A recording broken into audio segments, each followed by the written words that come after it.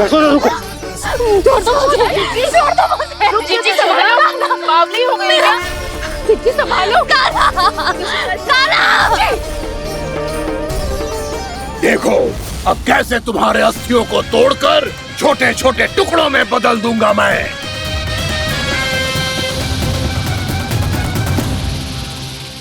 जी आप जाओगी तो आप भी फंस जाओगी। अपने लल्ला के लिए मैं किसी भी संकट का सामना करने के लिए तैयार हूँ। छोड़ो ना यशोदा, हमें कोई और उपाय खोजना पड़ेगा। कोई और उपाय? आप देख ना रही मेरा कान्हा किस दशा में है। कान्हा मैया के वश में नहीं है, नहीं तो ये अपने लल्ला के लिए साक्षात काल का भी सामना कर ले। ये तो केवल कालिया नाग है। हे नागराज, आप मेरे प्राण ले लो पर कान्हा को छोड़ दो। ना नागराज, आप मेरे प्राण ले लो, मैं विरोध भी ना करूंगी। ना नागराज, आप मुझे मार दो पर मेरे कान्हा को छोड़ दो। ना ना ना ना नागराज, मेरे प्राण ले लो, हमारे कान्हा से क्या शत्रुता है आपकी? प्रभु के लिए जो प्रेम यशोदा मैया के हृदय में है, वही इन सभी गोपियों के हृदय में भी है।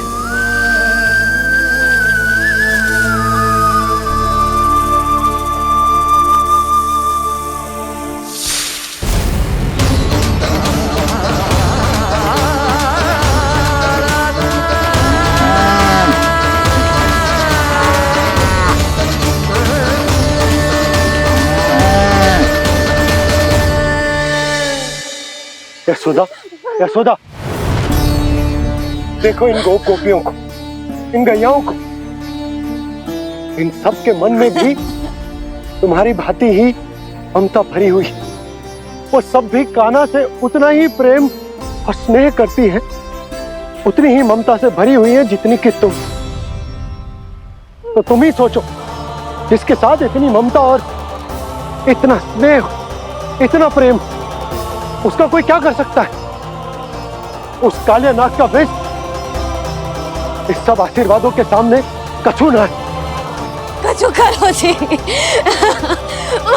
उसे बोलो वो मेरे प्राण ले ले, मेरे कान्हा को छोड़ दे। यशोदा,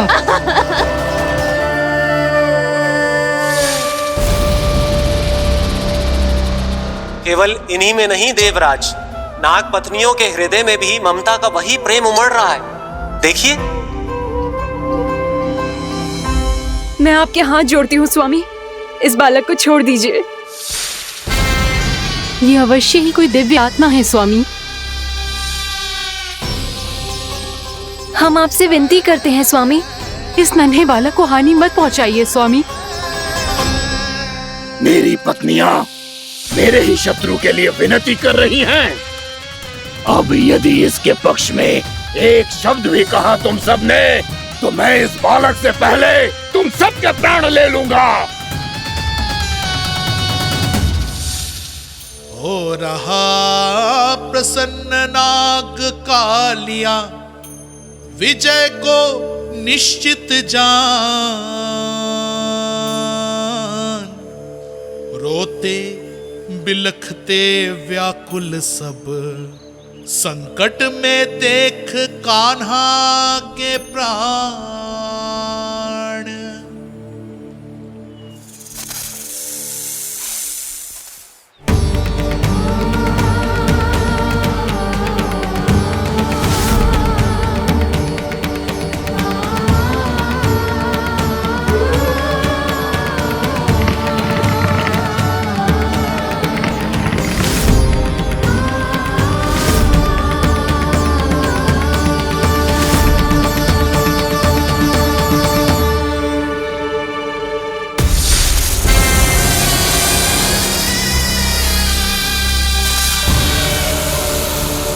कुछ करो जी, मेरे लल्ला को बचा लो, कोई तो कुछ करो। जीजी संभालो यशोदा। यशोदा, यशोदा तुम शांत हो जाओ, मैं कान्हा को वापस लेकर आऊंगा। मैं रक्षा करूंगा उसकी। नंदराज, कान्हा नंदराज नहीं, कम से कम आप तो समझो नंदराज, कालिया के पास आप जाओगे तो आप भी फंस जाओगे।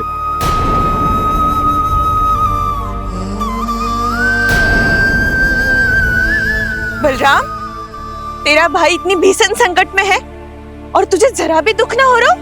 क्या आप सब अब तक नहीं समझ पाए कि कान्हा सच में कौन है? छोटे बाबा, आप तो उसका सत्य जानते हैं ना?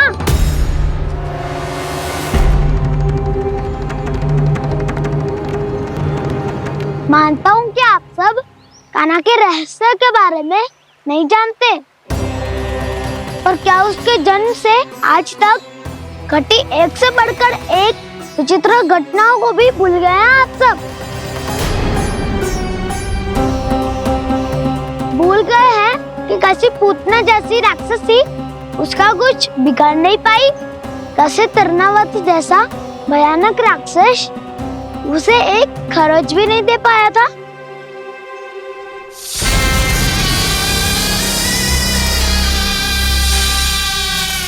आप सबने अपनी आंखों से देखा था ना, बकासुर से कान्हा की रक्षा करने देवता स्वयं आए थे, पर सत्य तो ये है कि वो सभी देवता भी उस असुर के सामने असमर्थ हो गए थे। तब कान्हा ने बहुत ही आसानी से उस भयंकर असुर का वध किया था, एक ही बार में धराशायी कर दिया था उसे। तो आप सभी सोचिए, बार बार ऐसे असाधारण कार्य करने वाला बालक साधारण कैसे हो सकता है? अब तो आरंभ से ही सारा सत्य जानते हैं छोटे बाबा। रहस्य छुपाने में सदैव कान्हा की सहायता करते आए हैं आप, और आज आप स्वयं ही उसके सत्य को भूल रहे हैं। और तुम सब भी तो जानते हो कान्हा की शक्तियों के बारे में, तो क्या तनिक भी विश्वास ना है अपने सखा पे? बलराम, जे तू क्या कह रहा है? मैंने जो कहा उसका एक एक शब्द सत्य है छोटी माँ। यदि प्रभु की इच्छा हुई तभी कुछ ही क्षणों में सब कुछ अपनी आंखों से स्वयं अनुभव कर लेंगे आप।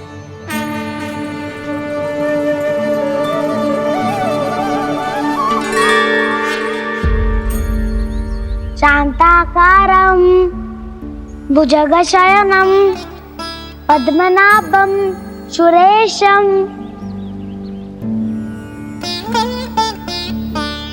विश्वाधारं गगनसदृशं मेघवर्णं शुभांगं लक्ष्मीकान्तं कमलनयनं योगी वीरध्यानगम्यम् वन्दे विष्णुं भवभयहरं सर्वलोकैकनाथम्।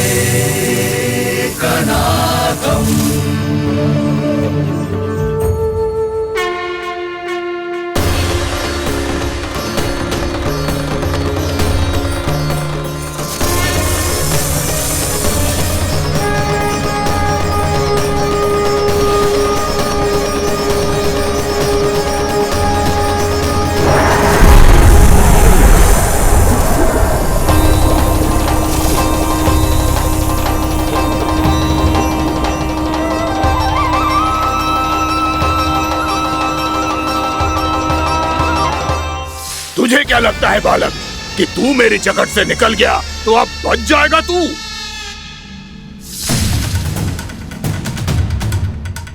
मेरे विष से अपनी प्राण रक्षा करने में सफल रहा, मेरी जकड़ से भी छूट गया, पर मेरे दंश से नहीं बच पाएगा।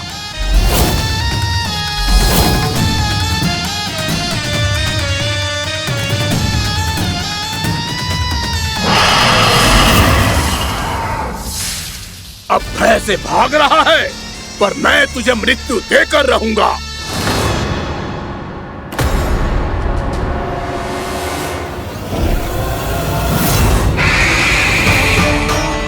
कान्हा!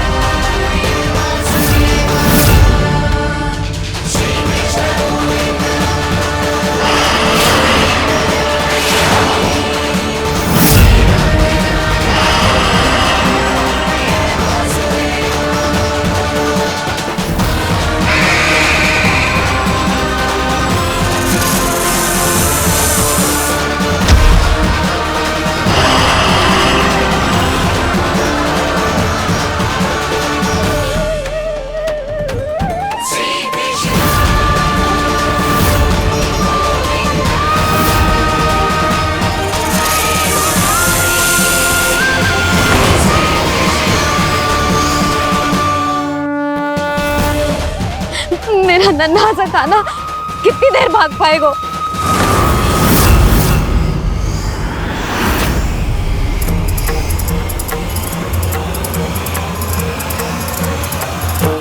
और कितनी प्रतीक्षा करोगे मेरी भक्त कालिया? भक्त नहीं, काल हूँ मैं तेरा। जब अहंकार का मुकुट बुद्धि को ढक लेता है तो भक्त अपने भगवान को भी नहीं पहचान पाता। व्यर्थ की पहेली में मत उलझा बालक।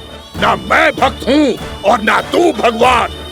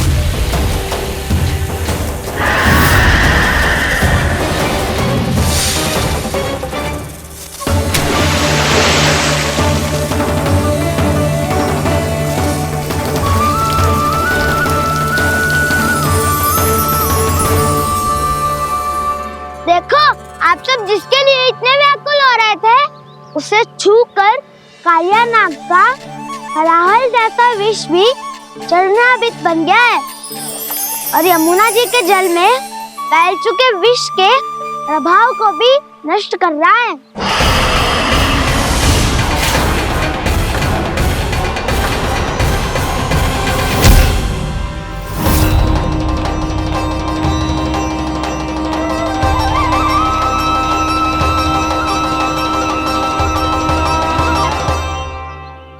धर्म रक्षक अधर्म विनाशक प्रभु श्री कृष्ण का कौशल सचमुच अद्वितीय है।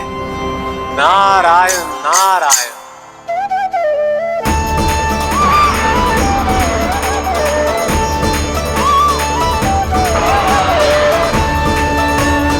मेरा भार तुम्हारे भीतर के अहंकार का प्रतीक है कालिया।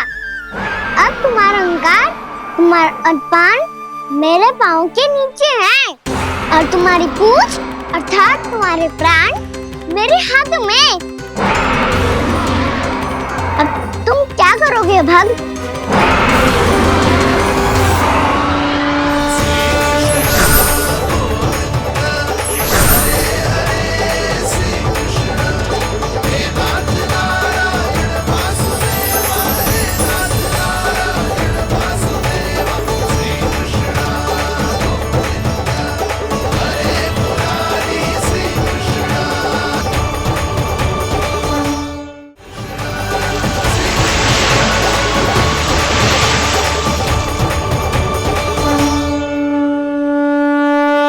प्रभु, भले ये आपको पहचानने में असमर्थ हो, पर हम सब ने आपको पहचान लिया है। हाँ प्रभु, एक भक्त होने के नाते और एक अर्धांगिनी और माँ होने के नाते मैं आपसे इनके प्राणों की भिक्षा मांगती हूँ। अपनी कृपा दिखाइए और इन्हें क्षमा कर दीजिए। आपके लिए मित्र और शत्रु में कोई अंतर नहीं प्रभु, उसी तरह आपकी कृपा और दंड में भी कोई अंतर नहीं। दोनों दया ही तो हैं, अकारण ही किसी को प्राप्त नहीं होती। हमें विश्वास है कि हमारे पति को मिला ये दंड कोई अभिशाप नहीं है, आपका वरदान है। ये सत्य है प्रभु कि इनसे बहुत से पाप हुए हैं। इनके विष से बहुत सारे जीव जंतु को हानि पहुंची है, पर अब आपके चरण इनके शीश पर पड़ गए हैं। ऐसी कृपा तो बड़े बड़े महान महात्माओं को भी दुर्लभ है, और इन्हें प्राप्त हुआ तो अवश्य ही ये किसी महान पुण्य का ही फल है। हे प्रभु, उन्हीं पुण्य कर्मों की शक्ति का आह्वान कर मैं आपसे विनती करती हूँ, इन्हें प्राण दान दीजिए। मैं अपने इस भक्त को क्षमा अवश्य करूंगा देवियों, यदि ये अपने अहंकार को त्याग कर मुझे पहचान ले तो।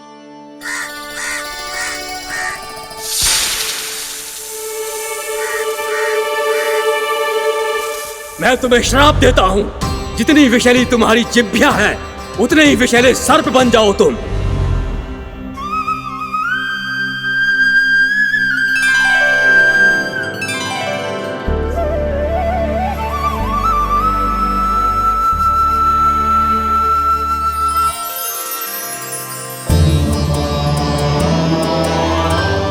नारायण, मुझे क्षमा कीजिए नारायण। मैं तो आपका परम भक्त था, किंतु मैं आपको पहचान नहीं सका। इसका दंड तो मुझे मिलना ही था, किंतु मैं अब प्रायश्चित करना चाहता हूं। इसके लिए यदि आप मेरे प्राण भी ले लेंगे तो भी मुझे कोई दुख नहीं होगा। मैं अपना जीवन, मृत्यु और अपना अस्तित्व सब कुछ आपको समर्पित करता हूं। तुम्हें तुम्हारी क्रोध के कारण श्राप मिला, जिसे विशाल सर्प के रूप में तुम्हारा जन्म हुआ, और सर्प का तो स्वभाव है विष फैलाना। इसीलिए तुम्हें दंड नहीं दूंगा मैं, सिर्फ सभी अपराधों का पश्चाताप कर लिया। इसीलिए मैं तुम्हें क्षमा करता हूँ कालिया।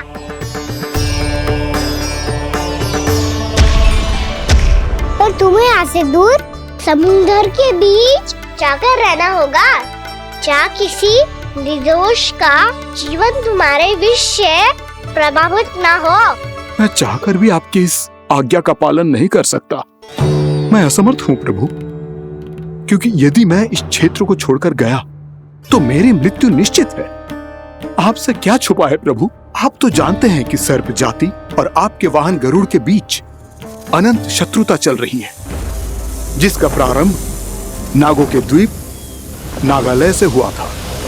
उस द्वीप पर छोटे जीवों को निगल जाने के लिए सर्प थे, और गरुड़ को सर्पों का स्वाद बहुत प्रिय था, इसलिए वो बार बार नागद्वीप जाने लगा था। पर इस कारण पूरी सर्प जाति उससे आतंकित हो गई थी। इसलिए जब भी गरुड़ वहाँ पहुँचता तो सभी सर्प छिपने लगते। जब गरुड़ को इसका आभास हुआ तो उसे बड़ा क्रोध आया, और वो उत्तेजना में भरकर सर्पों का शिकार करने लगा। भूख ना होने पर भी उन्हें मारने लगा। अब सर्पों के प्राण हरना उसके लिए खेल बन गया था। इस भीषण समस्या का समाधान ढूंढने के लिए पूरी सर्प जाति महान सर्प वासुकी के सामने इकट्ठी हुई। हे महान वासुकी, हमारी सहायता कीजिए। नागद्वीप पर गरुड़ ने आतंक मचा दिया है। पहले तो वो हमें अपना भोजन बनाता था, लेकिन अब हम उसके खेल का साधन बन चुके हैं।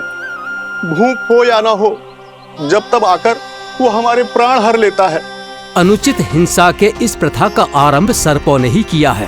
पहले आप सबने पूरे द्वीप पर अधिकार कर लिया, फिर आहार के साथ साथ आनंद के लिए भी आप सभी ने निर्दोष जीवों की हत्या की। और जब सृष्टि का संतुलन बनाए रखने के लिए गरुड़ आपको अपना आहार बनाने आया, तो आप सब अपने प्राणों की रक्षा के लिए छिपने लगे। तो फिर गरुड़ का उत्तेजित होना तो स्वाभाविक ही था।